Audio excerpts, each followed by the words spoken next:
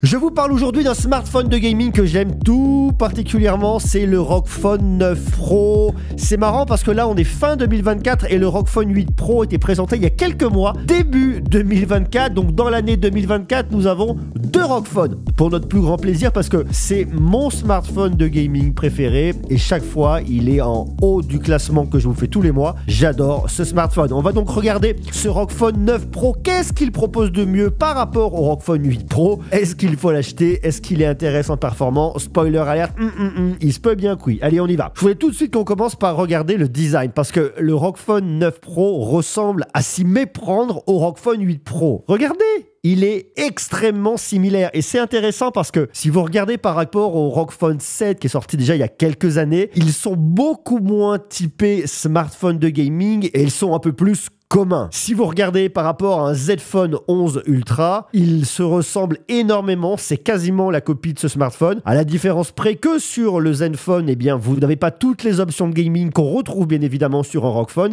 et qui font qu'un ROG Phone est un smartphone de gaming totalement à part. Alors, il ressemble au ROG Phone 8 Pro, oui, mais il y a quand même quelques différences. Parmi les différences notables, eh bien on a l'Anime Vision qui a beaucoup plus d'options que ce qu'on avait l'année dernière, enfin que ce qu'on avait avec le ROG Phone 8 Pro, puisqu'il est sorti la même année. À savoir que l'Anime Vision que vous avez à l'arrière, ce sont des mini LED. Sur le ROG Phone 8 Pro, vous avez 341 LED, tandis que là, aujourd'hui, sur le ROG Phone 9 Pro, vous en avez 648. C'est beaucoup plus. Et vous allez voir, il y a un usage qui est vraiment intéressant, mais je vous en parle dans quelques instants. Et ce qui est aussi cool, c'est que sur le ROG Phone 9, eh bien, vous avez également le même système Anime Vision, sauf que là, vous n'avez que 85 LED. C'est beaucoup plus sommaire, mais ça va très bien également. On peut afficher pas mal de choses. Là, vous voyez, il vous affiche l'heure, il vous affiche le pourcentage de batterie et vous avez également le nom du smartphone. Mais lorsque vous venez dans vos paramètres, vous allez dans Armoury Crate, Anime Vision. Là, vous allez trouver toutes les options. On peut bien évidemment l'activer et le désactiver très facilement. Et puis surtout, vous avez plein de choses. Vous voyez, au niveau de la caméra, par exemple, vous allez pouvoir avoir cet émoticône-là. Il vous indiquera de sourire lorsque c'est le moment de faire une photo. C'est assez rigolo. Vous pouvez également mettre un appareil photo. Il y a plein de petites options, c'est assez marrant. Un compte à rebours également pour la minuterie. Vous êtes prêts? Attention, on va faire la photo. 3, 2, 1, on sourit. On a un enregistrement vidéo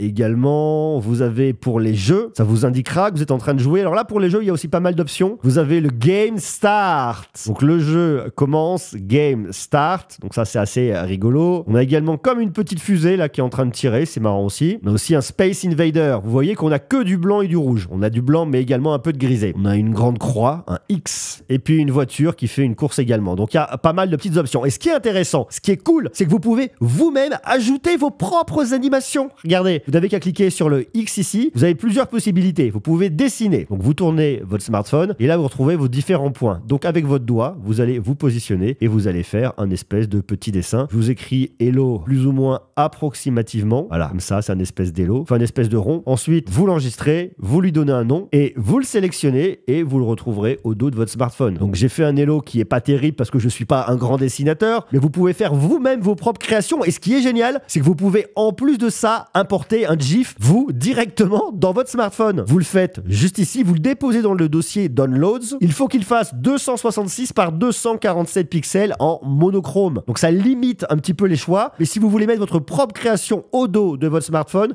vous pouvez le faire. Et ça, c'est quand même assez rigolo. En plus de ça, il y a une autre option. Regardez, il vous l'indique ici, c'est le ROG Together qui vous permet, lorsque vous rencontrez quelqu'un d'autre qui a un ROG Phone 9, eh bien de partager grâce au NFC des animations. Ça vous déverrouillera certaines animations et ça vous permettra de les partager. Donc si vous avez créé vos propres animations, vous pouvez les partager très facilement avec quelqu'un d'autre. Et si vous n'êtes pas un grand dessinateur comme moi, vous pouvez taper un texte qui défilera. Par exemple ici, il y a écrit Republic of Gamer. Moi, je veux mettre plutôt Monsieur Greux. Hop, Monsieur Greux. Je peux mettre une petite animation sur le dessous avec pourquoi pas des chiffres que je peux modifier. Enfin, je fais un peu comme je veux. Ensuite, je mets aperçu, je le retourne et là regardez, j'ai un aperçu avec Monsieur Greux qui défile. C'est vachement bien parce qu'on peut totalement personnaliser son smartphone et c'est ça qui est génial avec le ROG Phone 9. Il y a un autre élément de design qui est important, c'est-à-dire que vous avez un dos en verre qui ne prend absolument pas les traces de doigts. Déjà, je vous l'ai montré, l'Anime Vision pour moi il est vraiment super bluffant parce que lorsque vous le désactivez, vous ne vous en rendez pas compte. Vous ne voyez pas ici que vous avez énormément de mini LED, donc c'est totalement inaperçu. Ça c'est le premier point. Et puis le deuxième point, votre smartphone ne prend pas pas du tout les traces de doigts, sauf au niveau des optiques ici. Donc faites attention à ne pas en déposer pour que ça ne nuise pas à la qualité de vos photos, mais sur le dos du smartphone, vous n'aurez jamais aucune trace de doigt. Ça, c'est aussi quelque chose que j'aime beaucoup sur ce smartphone. Le toucher est assez doux et très qualitatif. Alors, il y a un truc qui est génial, qu'ils viennent de faire effectivement ici, c'est de vous permettre de jouer à des jeux au niveau de la partie Anime Vision. Regardez ce que vous faites. Sur votre smartphone, juste ici, vous trouvez une nouvelle icône qui est apparue qui s'appelle Anime Play. Vous cliquez dessus. Et là, vous arrivez dans un monde extraordinaire où vous avez plein de petits jeux. Enfin, plein, il y en a quelques-uns. Il n'y en a pas non plus énormément. Vous avez un petit jeu de dino, comme on retrouve sur le navigateur Google Chrome lorsque vous n'avez pas accès à Internet. On retrouve le Shake Venture, qui est le serpent qu'on avait notamment dans un Nokia 3310 d'époque. On a un Aero Invaders, c'est marrant également. On a le Brick Smasher. Je jouais à ce genre de jeu là quand j'étais plus jeune. Je sais plus comment ça s'appelait. Je me rappelle plus du nom. Arkanoid, je crois, un truc comme ça. Et c'est tout. Vous avez 4 jeux. Et l'idée, c'est pas de jouer comme un maboule à ce jeu-là. Regardez, hop, vous retournez le dos de votre smartphone, mais vous pouvez quand même jouer et vous jouez surtout avec les air triggers. Je saute. Ah, j'ai touché. Je perds énormément. Allez, on recommence. Je saute. Oh, mais c'est pas vrai. Mais je suis nul. Allez, je vais y arriver. Je saute, je me couche, je saute. Voilà, j'ai encore perdu. Bref, je suis pas très bon. Mais vous avez plein de petits jeux et c'est quand même super rigolo. Regardez là, ça tire. Je me déplace à droite, à gauche. Tadadadadadam. Voilà, j'ai perdu. Je suis vraiment pas bon. Je me déplace. Je shoot. Comme ça, hop. Voilà, lui, j'ai essayé de me le faire. J'en ai gagné un. Lui, il est très très gros. Comment je vais faire? Oh là là, voilà, j'ai encore perdu. Bref, vous avez plein de petits jeux marrants. Alors, le but ici, ce n'est pas de jouer à ces petits jeux pendant des heures parce que si on achète un smartphone de gaming qui coûte quand même cher, c'est pas pour jouer à ça comme ça. Mais ce qui est intéressant, c'est que ça montre un côté un peu fun et très rigolo que nous propose Asus et je trouve ça assez marrant et ça me plaît bien. En termes de finition, bien évidemment, c'est un smartphone qui est IP68, ça c'est normal, on s'en doutera. Et puis surtout, il y a un truc qui est intéressant cette année, c'est que la différence qu'on retrouve avec le ROG Phone 9 Pro par rapport au ROG Phone 8 Pro, eh bien c'est la puce. L'année dernière, sur le ROG Phone 8 Pro, on retrouvait le Snapdragon 8 Gen 3. Cette année, on a la nouvelle puce de Qualcomm et c'est normal. On a le Snapdragon 8 Elite qui apporte beaucoup plus de performance, bien évidemment, que le Snapdragon 8 Gen 3 qui en avait déjà énormément, beaucoup de performance et de l'intelligence artificielle et je vous en parle dans quelques instants. C'est aussi un point extrêmement fort sur ce smartphone. Une nouvelle puce qui est bien évidemment gravée en 3 nanomètres, on en a déjà parlé il n'y a pas longtemps, orientée sur l'intelligence artificielle. Et puis ce smartphone, il a aussi, au-delà du Snapdragon 8 Gen 3, ce smartphone est très performant avec plusieurs versions au niveau de la RAM. Vous avez soit 12, soit 16, soit 24 Go de RAM. C'est de la LPDDR5X en 9600 mégabits par seconde. Et puis vous avez en stockage soit 512, soit 1 Tera de stockage en UFS 4.0. Autant dire que votre smartphone est une bête de puissance. Et puis il y a aussi un autre mode qui est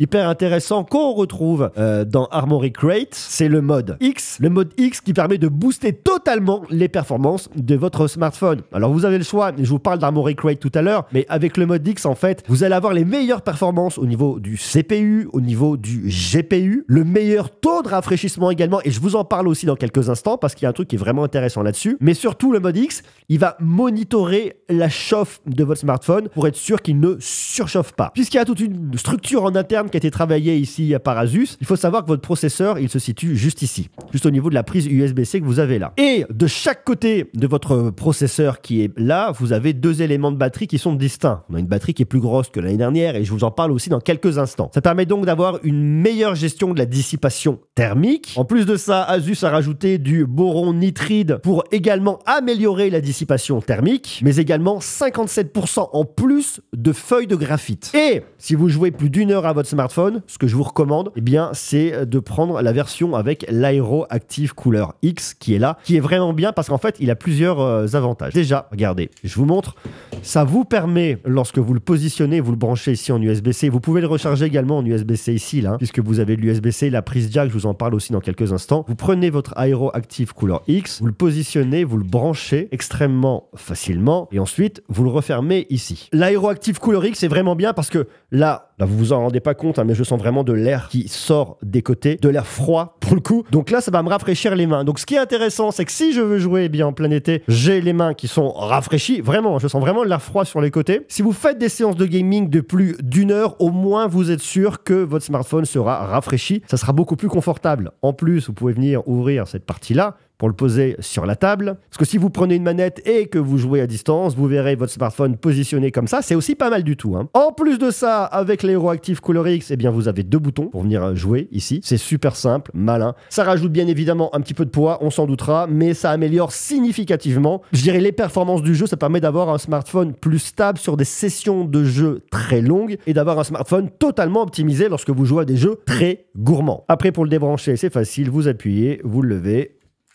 Et voilà, il est débranché. Mais que serait un smartphone de gaming sans des boutons supplémentaires? Et là, c'est pareil, Asus a pensé à tout. C'est pas nouveau, ça fait déjà quelques générations qu'on retrouve ça sur le ROG Phone, c'est-à-dire que vous avez les Air Triggers. Les Air Triggers sont des choses que j'aime tout particulièrement. Ce sont des petits boutons que vous avez là qui font office de touches L et R. Donc lorsque vous jouez à des jeux, les Air Triggers fonctionnent vraiment bien. On a donc les Air Triggers qui nous permettent de rajouter des boutons, c'est super bien. Mais on a surtout Armoury Crate qui amène l'expérience de gaming beaucoup plus loin. Vous trouvez vos différents jeux ici, dans vos profils, ça c'est bien, vos enregistrements, vous pouvez accéder au site officiel et surtout vous avez la console ici qui est super complète, sur laquelle vous voyez la fréquence de votre GPU, de votre CPU, la mémoire, le stockage et vous voyez vos différents modes. Là je suis en mode X qui est le mode ultime pour jouer. Le mode dynamique est très équilibré, ça dépend des jeux. On n'a pas toujours besoin d'avoir énormément de performance et vous avez un mode ultra durable qui vous permettra de gagner en autonomie. Donc vous choisissez. Si vous êtes un gamer averti, bien évidemment, vous irez sur le mode X. Vous retrouvez tous les Animvision qu'on peut venir activer ou désactiver. On peut également planifier l'extinction des Animvision.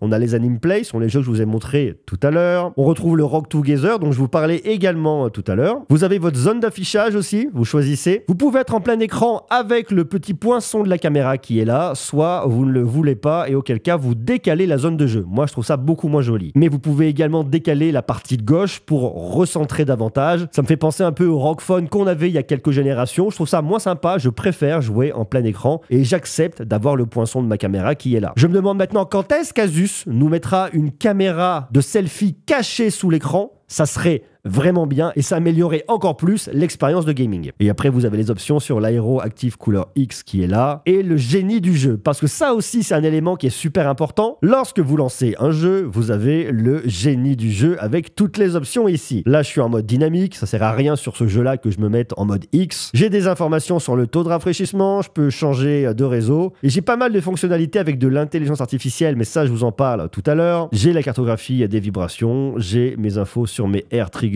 ici où je peux venir les mapper. Enfin bref, j'ai accès à toutes mes informations très facilement lorsque je suis en jeu. Et ça, c'est aussi super bien. Et je vous en parlais il y a quelques instants où il y a des nouvelles fonctionnalités pour vos jeux avec de l'intelligence artificielle. Alors le problème, c'est que ces nouvelles fonctionnalités ne sont pas disponibles dans énormément de jeux. Si vous jouez à Genshin Impact, eh bien vous serez heureux. Dans les autres cas, vous allez voir que c'est moins évident. On a l'auto pick-up. Ça, c'est dans Genshin Impact, qui va venir attraper automatiquement des objets pour vous. On a l'autorun, également dans Genshin Impact, qui vous permettra de courir automatiquement lorsque vous parcourez des zones de la map et que vous voulez explorer le monde. On a le Speed Up Conversations, qui vous sert dans Genshin Impact, mais également dans Honkai Star Rail, qui vous fera avancer plus rapidement les dialogues. Si vous connaissez déjà le jeu, ça peut être intéressant. Il y a également le Quick Escape dans Genshin Impact, qui vous permettra de sortir de certaines situations. Le X-Capture, qui marche sur tous les jeux, qui va enregistrer les moments les plus importants, notamment sur des kills, sur des victoires. Il y a également l'AI Grabber, qui fonctionne sur tous les jeux également. Lorsque vous êtes bloqué dans une aventure, eh bien regardez, vous appuyez ici, vous sélectionnez une zone de jeu. Il faut qu'il y ait du texte. Ici, il n'y a pas de texte. Qu'est-ce qui va se passer? Il va aller faire ses recherches directement sur Internet pour vous dire, eh bien, ce que vous devez faire. Il vous aidera à avancer dans votre jeu si vous êtes bloqué. Et en plus de ça, ce qui est bien, c'est qu'il pourra le traduire. Si vous avez les résultats dans une langue que vous ne parlez pas, il pourra le traduire dans votre langue. C'est donc extrêmement malin. Et puis, il y a également l'auto-skill update qu'on retrouve sur certains jeux. Donc, vous voyez, il y a quelques fonctionnalités d'intelligence artificielle qui sont vraiment intéressantes dans ce ROG Phone 9 Pro et qui permettent d'améliorer l'expérience. Malheureusement, c'est pas disponible pour tous les jeux,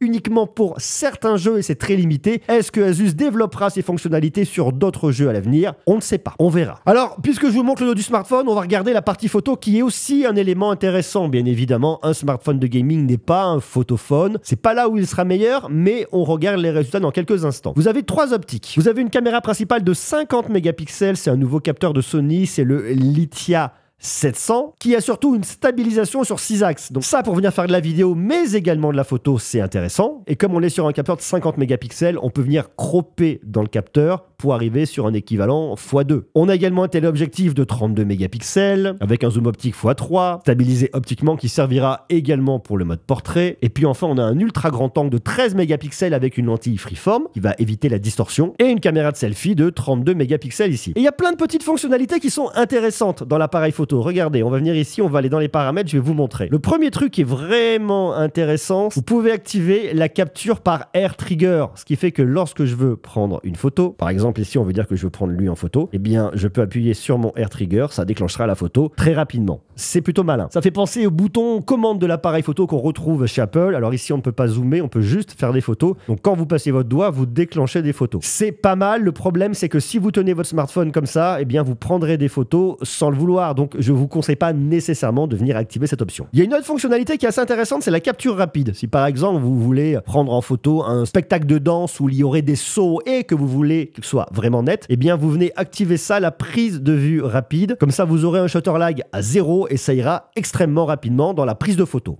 Regardons les photos sur le grand angle, l'ultra grand angle. Déjà, ce qui est assez important, c'est la différence de colorimétrie qu'on retrouve entre le grand angle et l'ultra grand angle. Après, on a un zoom x2, on est sur le capteur principal, un zoom x3, c'est un vrai zoom optique. On est ensuite en x10 et enfin en x30. Là, je voulais vous montrer sur le mode portrait où on voit qu'effectivement, vous voyez, il y a ici le fil électrique qui descend, qui, lorsqu'il est devant le personnage, est bien reconnu dans le décor et fonctionne bien, qui par contre, lorsqu'il arrive ici n'est plus du tout reconnu et est flou. Bon, on voit que c'est loin d'être parfait, ça fait le travail, le détourage est plutôt bon, le flou en arrière-plan, vous voyez, est un peu moins flouté et un peu plus flouté ici. C'est correct, mais c'est pas non plus extraordinaire. On reprend ici, vous voyez, sur le grand angle, l'ultra grand angle avec une très grosse différence de colorimétrie et puis surtout l'ultra grand angle, regardez, là on perd complètement en précision. Je trouve pas ça extraordinaire. On voit bien qu'on a une lentille freeform qui ne déforme pas sur le côté, ça c'est plutôt bien, mais la qualité n'est pas vraiment très bonne. Regarde ici le détail au niveau des feuilles, il y en a plus, ça disparaît, c'est pas très bon. Zoom x2, x3, x10, x100, x30 et regardez le détail sur le x30, c'est totalement artificiel au niveau des plantes et là il a beaucoup de mal. On reprend pareil de la même manière ici, x1, ultra grand angle, x2, x3, x10 et x30. C'est pas bon le x30, le x10 n'est pas non plus extraordinaire et c'est souvent ce que je viens reprocher aux smartphones de gaming, c'est qu'ils ne sont pas très bons en photo et ici le ROG Phone 9 Pro ne déroge pas à la règle. De la même manière ici, regardez, la différence de colorimétrie est vraiment importante au niveau du ciel. Vous voyez, on n'est plus sur le violine, sur l'ultra grand angle. On vient zoomer, regardez sur le x10, c'est très imprécis, c'est pas bon du tout. Et le x30, n'en parlons pas. Le détail là au niveau des arbres, on a l'impression que c'est une espèce d'aquarelle et non pas une photo. C'est vraiment pas joli du tout. Pareil, un mode portrait qui est à peu près convenable. Et ici, c'est pareil, on retrouve à peu près les mêmes problématiques. Avec sur le x30, vous voyez, on voit plus grand chose quoi. Même sur le x10, la qualité n'est pas très bonne. La caméra de selfie n'est pas mieux, vous aurez quelques souvenirs pas mauvais. On voit qu'on est à l'entrée de l'hiver et que j'ai une peau qui est dégueulasse.